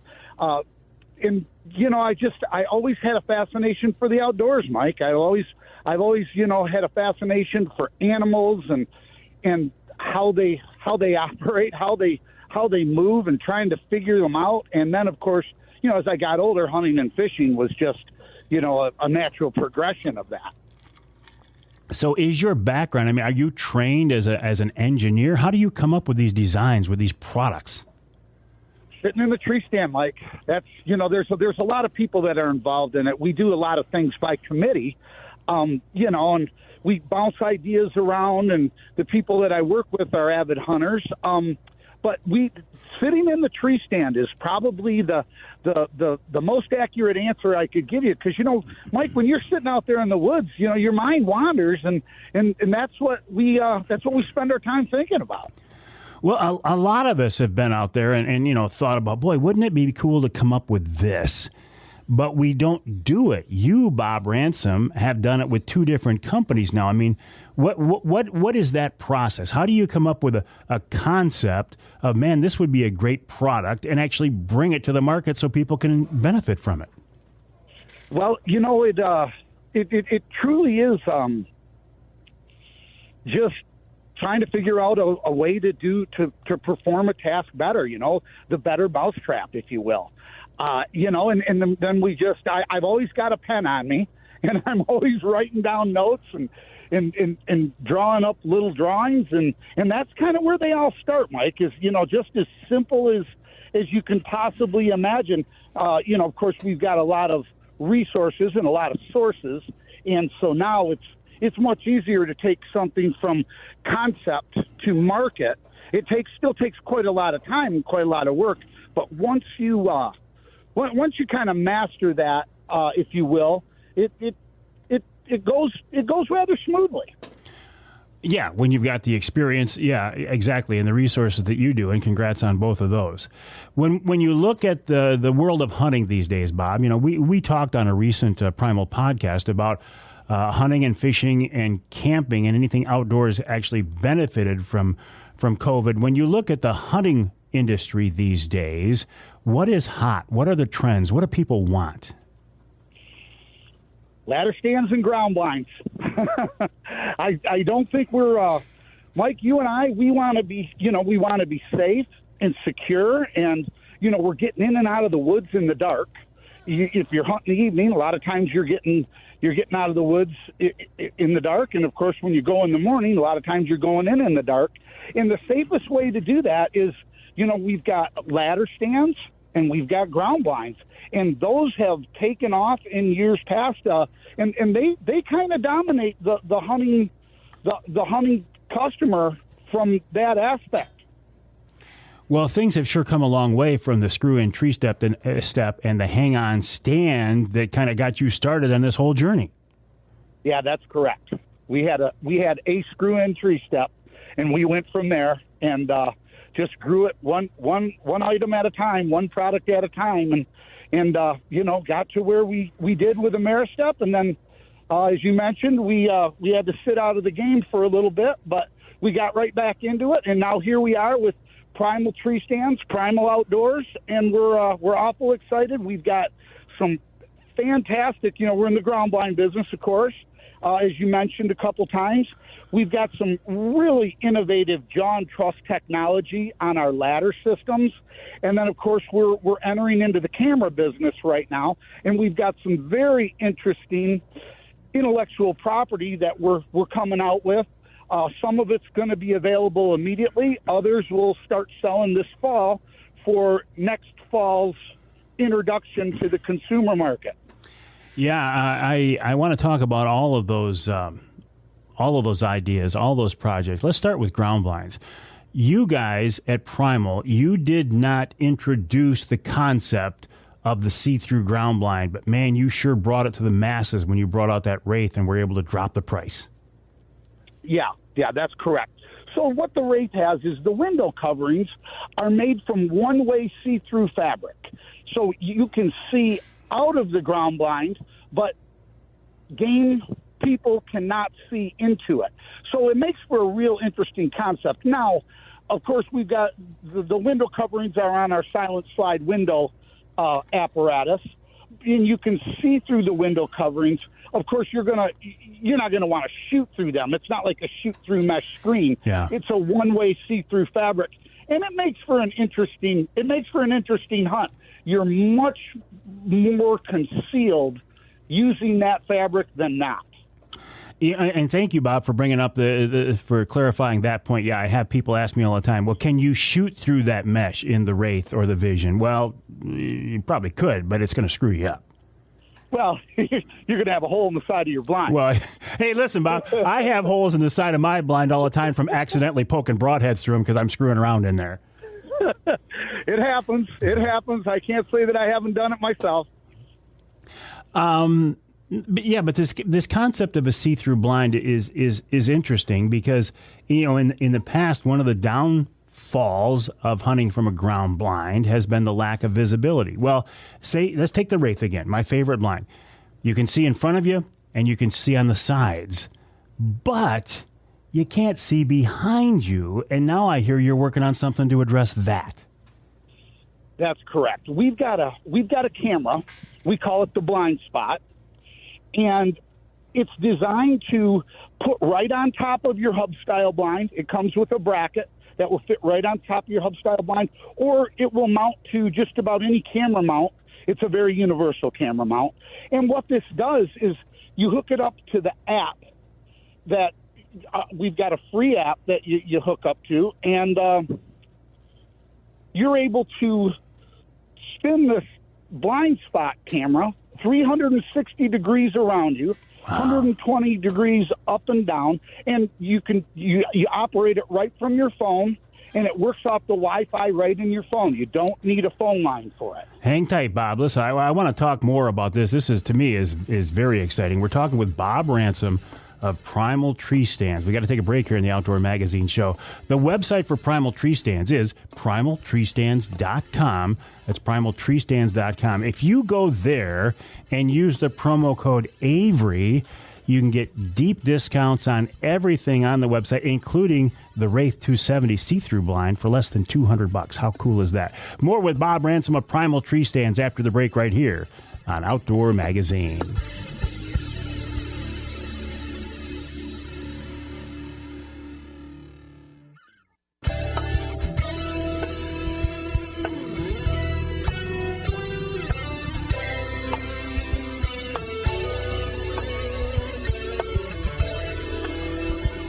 can hear the Outdoor Magazine show in Houghton Lake on 98.5 WUPS. You can hear us, over on the West Coast, Manistee, WMLQ, 97.7 FM. And you can hear us, let's jump over to the other side of the state, WPHM, in Port Huron, 1380, where, by the way, you can hear us twice each weekend now. I do certainly appreciate that. This segment of Outdoor Magazine is brought to you by MUCC's On the Ground program. OTG, as it's called, is a program to improve habitat for fish and wildlife across the state. For details, check out the Michigan United Conservation Club's website. It's MUCC.org, MUCC.org. And if you want to sign up to become an MUCC member like I am, use the promo code Mike, all caps, MIKE, and save 25% on signing up to become an MUCC member. That's at MUCC.org. While you are online, and while you want to save some money, head on over to primaltreestands.com, primaltreestands.com. That's the website, obviously, of Primal Tree Stands. And if you go into the store there, the online store, and use the promo code Avery, you can get deep discounts on everything on that website as well. So see, the big guy is saving you money this weekend. Speaking of big guys, talking right now with Bob Ransom. He is the guy behind Primal Tree Stands. Bob is a designer. He is an entrepreneur. He is a businessman. He is a hardcore hunter, and he's an all-around good guy. Bob, before the break, you really got my attention talking about this blind spot, this camera that you put on top of your blind to see behind you. Tell me more about that. Well, it spins 360 degrees, and it has the ability to pivot up and down 120 degrees, so you can see all the way around you just by dialing into our app, downloading our app, and then it will connect to the camera. Wow. And through your phone, you'll be able to see all the way around you. And there's a lot, Mike, we've talked about this in the past. There's a lot of spots that you want to check out, but you don't dare stick your head out the window and look back, because you know how that'll go. Oh, yeah, absolutely.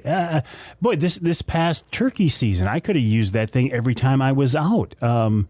I think this is very exciting. And actually, Bob, this concept is something that you and I have been talking about for quite a while now. The fact that you guys are bringing it to the market is very impressive. But my question is, when can I get this? Can I get it for the fall season?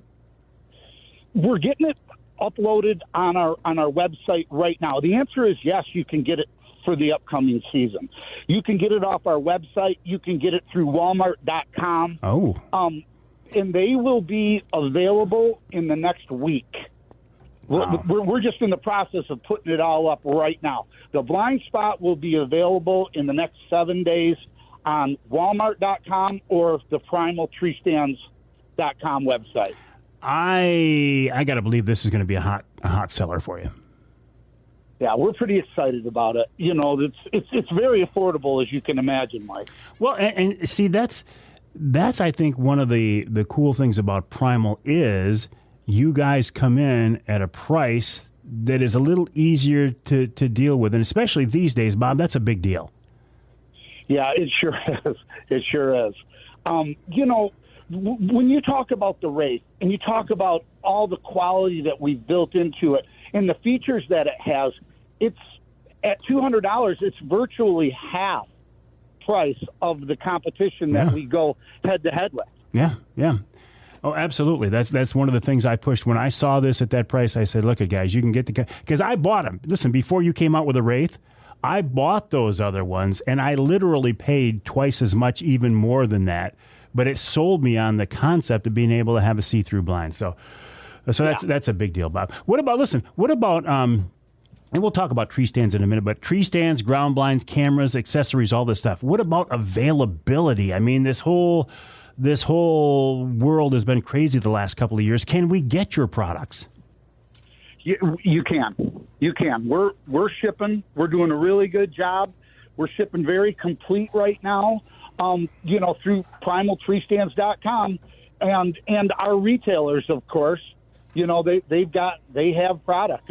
And Mike, I'm so glad you brought that up, because it's getting a little bit better, but it's been very difficult. Last year was very difficult.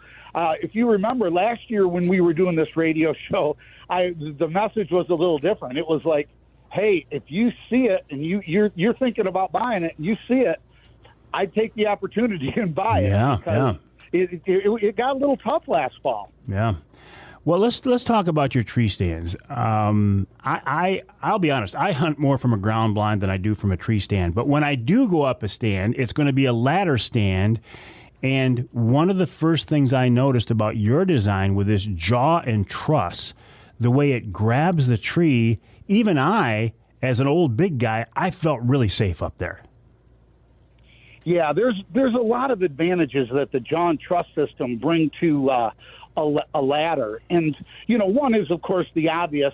You're going to ratchet the jaw closed before you ever ascend the tree. So you've got another point of contact. It's not to say that you're going to bypass using your crisscross straps or ratchet the stand up properly according to our instructions. But prior to ever going up the tree, you're going to have another point of contact with your jaws. Now, the jaws work in conjunction with the cable truss.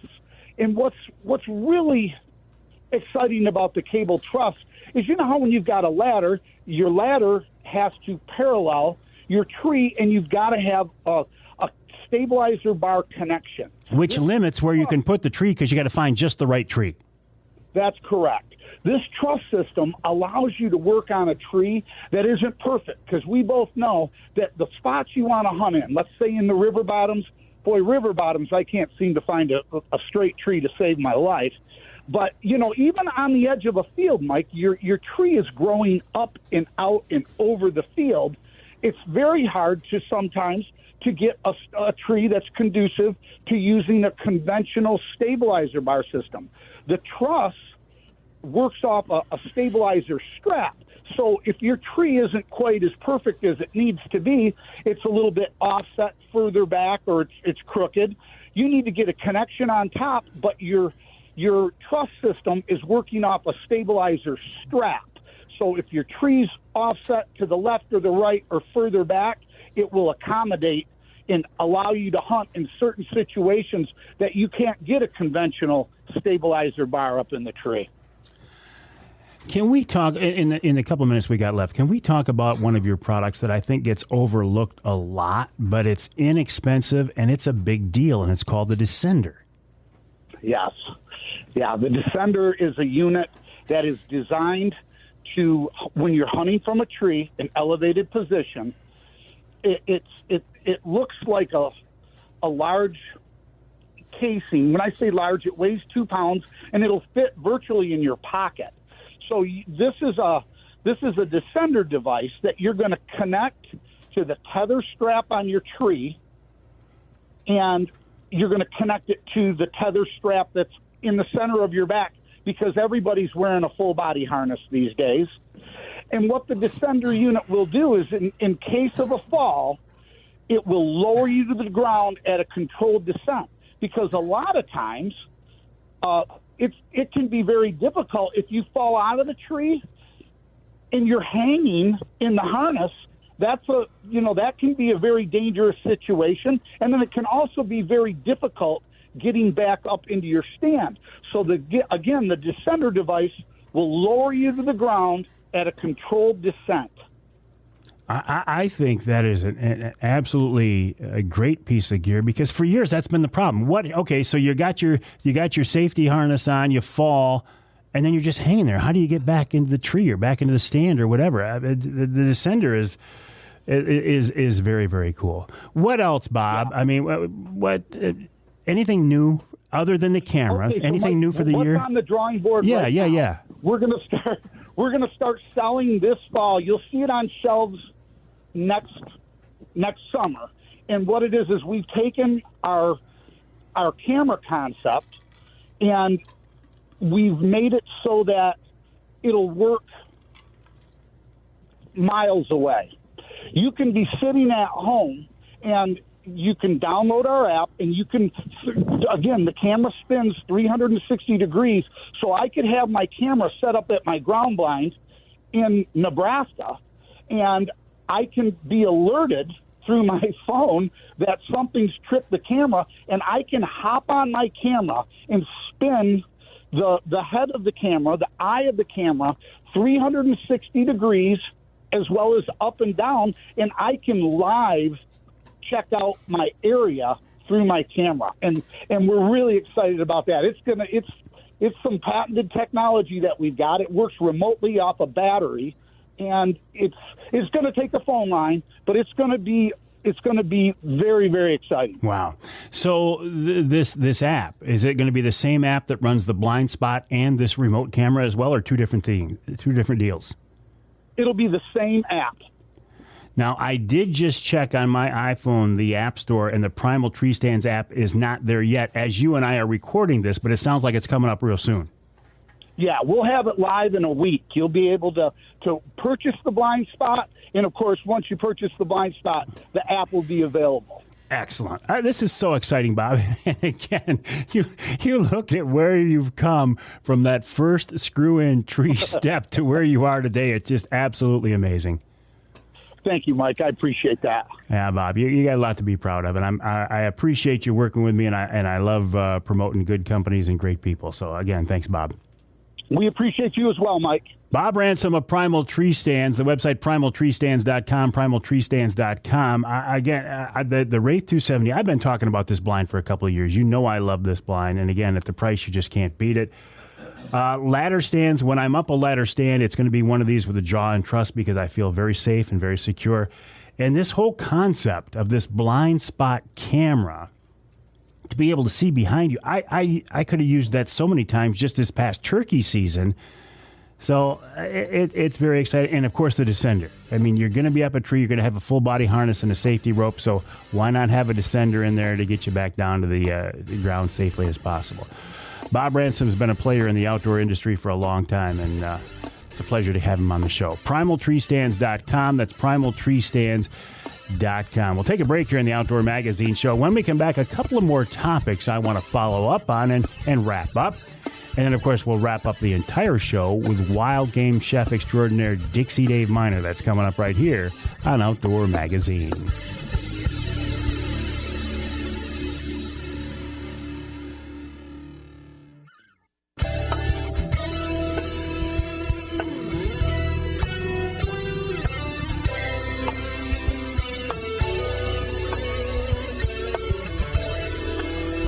You can hear the Outdoor Magazine Show in Muskegon on WKBZ. That's 1090 AM. You can hear us down in St. Joe on WSJM 94.9 FM. You can hear us in the Ute in Manistee on WTIQ 1490 AM 95.3 FM. And you can hear us in Saginaw on WSGW AM and FM. That's 790 AM, 100.5 FM. I'm in the studios of WSGW right now for this 3 hours, this one small, very tiny corner of the building. I call it the Outdoor Magazine Studio. Now, nobody else does. But I have the logo, I have the graphic behind me to prove it. Go to my Facebook page and you'll see we do a Behind the Mic segment every week from the show. So you'll see it. I'm in here with Charlie Root. And you know what that means. On the weeks I work with Charlie, they are lined up on the driveway coming into the studio with signs chanting, "Charlie, Charlie." And because it's a nice day today, as I look out there, Charlie, you see, he's waving to them. They can't see it because the window's tinted, Charlie. But they're out there, and they know he's in here. When I leave, they wave at me and say, "Hi, Mike," that's it. When Charlie leaves, they swarm his car. He can't leave until he signs autographs for these people and takes pictures. That's how popular this guy is. And Charlie, I appreciate you working with me. This segment about this segment of Outdoor Magazine is brought to you by Reader Landscaping. Reader can take care of your lawn and property because it's your nature and our nurture. Let Reader create an outdoor getaway for you in your backyard, as they have for me. so many different projects. As I think about the list of things the folks at Reader have done for us over the years in this new house, and we've been in the new, I call it new house. We've been there, I think, 7 years now. But maintenance, trimming trees, fertilization, sprinkler maintenance. They put in a water feature in the backyard for us. They expanded the patio. They've just made it really, really nice. And when you look at their things online, with these bigger properties that they've worked on, they're absolutely fascinating. Go to their website, readerlandscaping.com, and you'll see what I mean, readerlandscaping.com.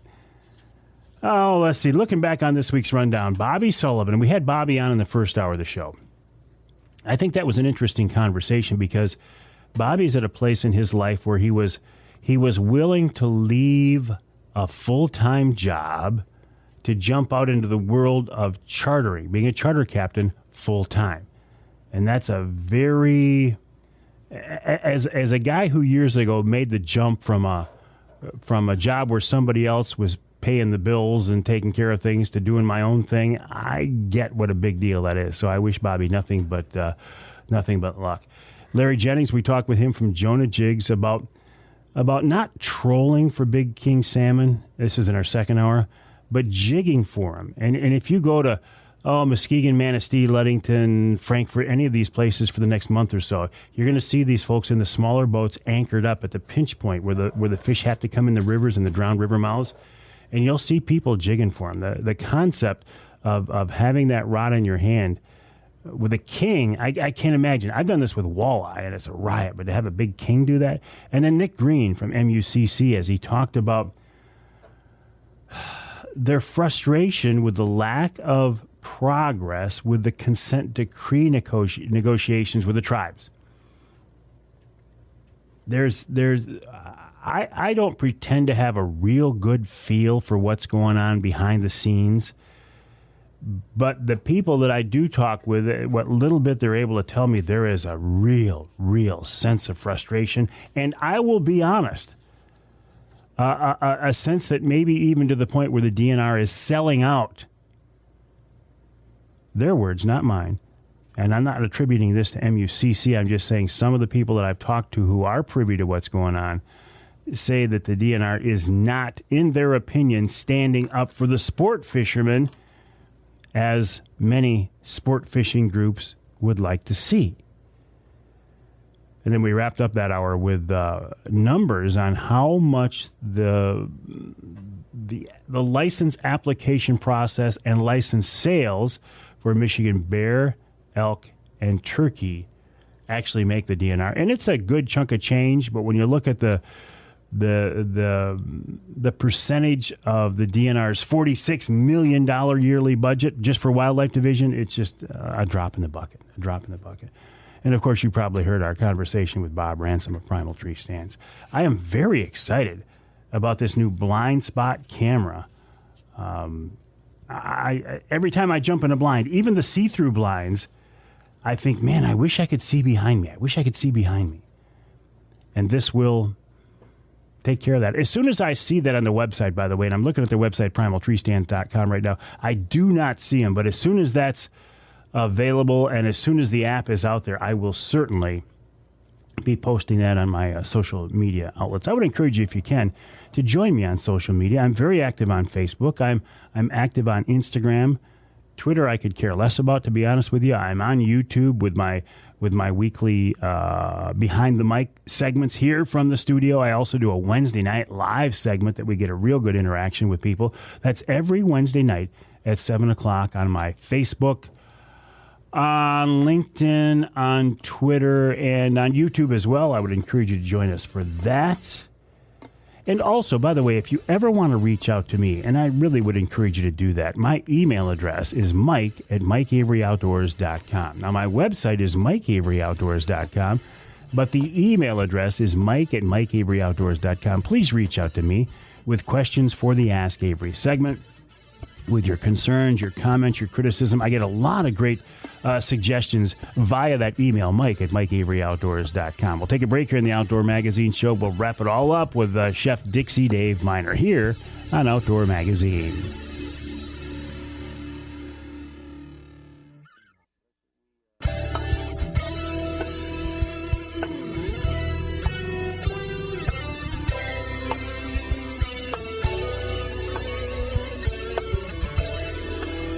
Welcome back to Outdoor Magazine. My name is Mike Avery, also known as the Big Guy. So glad to have you along with us.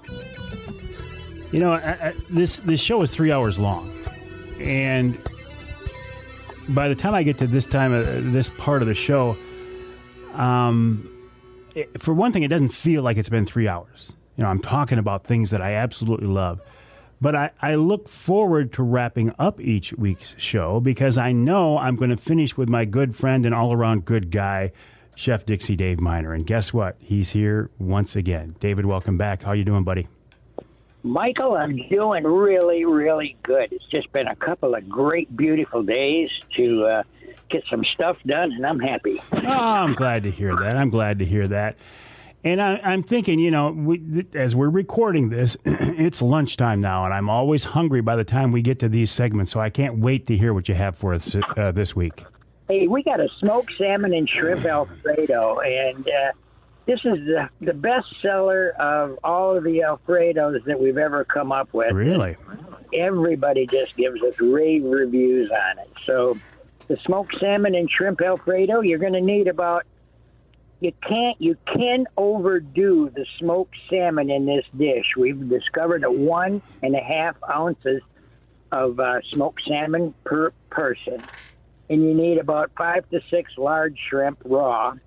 We use the 1620, so that's like 1 ounce each in a large saucepan. And you need a pint of half and half, 3 to 4 tablespoons of butter, a small onion diced up real fine, 4 to 5 cloves of garlic, or to your taste, diced up fine, and about 3/4 to 1 cup of Parmesan cheese, a little olive oil to start to saute the vegetables with, and 1 pound of al dente fettuccine cooked, al dente, so it's not mushy. And this is, again, a recipe for 2. So you're going to take in that large saucepan with a little bit of olive oil. You're going to saute the onions and the garlic slowly. You don't want to brown them. You just want to keep them cooking and stirring and for about a minute or two, just to get it so that they're soft, and you're going to have a nice amount of flavor. So you can add the half and half and the butter. Bring it up to a boil. Then when it comes up to a boil, add the pasta that's cooked al dente, again, because you're going to cook this some more. Reduce the heat down to just a nice little simmer, and add the crumbled salmon and the shrimp, and gently cook it. Turn your fire down a little bit more so it's only just barely bubbling, because you don't want to overcook this stuff. And when the shrimp are cooked, turn down the heat, stir to almost nothing, because the Parmesan that you're going to stir in is the thickening agent to make this nice and thick and really flavorful, but you don't want to scorch it on the bottom. So after you get the Parmesan in the sauce, you're going to keep stirring it gently so you don't break up the pasta too much, but you don't want to get it too thick because it's going to glob. Once it starts to tighten up, you want to stop that process. You're going to divide it onto the platters, and grate fresh pepper, if you like it, I like it, over the top, and then add some more Parmesan cheese to the top of it to add some more flavor. When we came up with this dish, Mike, people have just been raving for it. If it's not on the special, people ask for it. Well, how do you come up with a new dish, Dave? Just thinking about it, what would go good. When you cook for as long as I have, or anybody else too, you can just automatically imagine what it's going to be like. And, when you come across something like that, you make it 1 or 2 times, tweak it a little bit, and that's it. You got another killer recipe that people ask for. You used a term earlier that I don't know what it means, and you were talking about shrimp. You said 1620 or something like that. What does that mean? That's called 16 to 20 count per pound. Oh. And so that figures out to just about an ounce of shrimp per shrimp, Yeah, okay, and so then, it's the size. It's the size of the shrimp. You can get 16 to 20s, 21, 25, 26, 30, and the more you go per pound, more shrimp per pound, the least big they are. They get real small. Oh, I think if I could get like a 2, that'd be good. Because I love shrimp. They do make them. Me too. U5s, under 5 per pound. That's a big shrimp. That's a big shrimp. U8s and U10s, they're called, under 8 or 10 per pound. That's a dandy shrimp. I guess so. Where do we find you, David, if we want to try your cooking in person? Well, we're Birch Run, exit 136 on the corner of Birch Run Road, Dixie Highway, right on the southeast corner. Can't miss us. Wild game chef extraordinaire Dixie Dave Minar, a big part of the Outdoor Magazine show. Thanks, David. We'll talk to you next week. Good luck, Michael. You been fishing? Oh, every chance I get. And doing pretty good. The summertime, the walleye fishery on Saginaw Bay is holding up pretty well this summer, and I'm going to keep pushing it as long as I can until it's time to go up to White River. All right, my friends, always a pleasure to have you along with us. Again, the website, MikeAveryOutdoors.com. My email address, Mike@MikeAveryOutdoors.com. A big thanks to Wild Game Chef Extraordinaire Dixie Dave Minar for helping us wrap up this week's show. And a thank you to all of the guests this week, but especially to you, because if you weren't listening, there would be no reason to do this show. Join me during the week, if you can, please. The Behind the Mics every Wednesday morning at 8:45, and, of course, the Wednesday Night Lives every Wednesday night at 7. In the meantime, you can check out the website, MikeAveryOutdoors.com, the Facebook page, and, of course, my email address, Mike@MikeAveryOutdoors.com. My name is Mike Avery, and I will talk with you next time right here on Outdoor Magazine.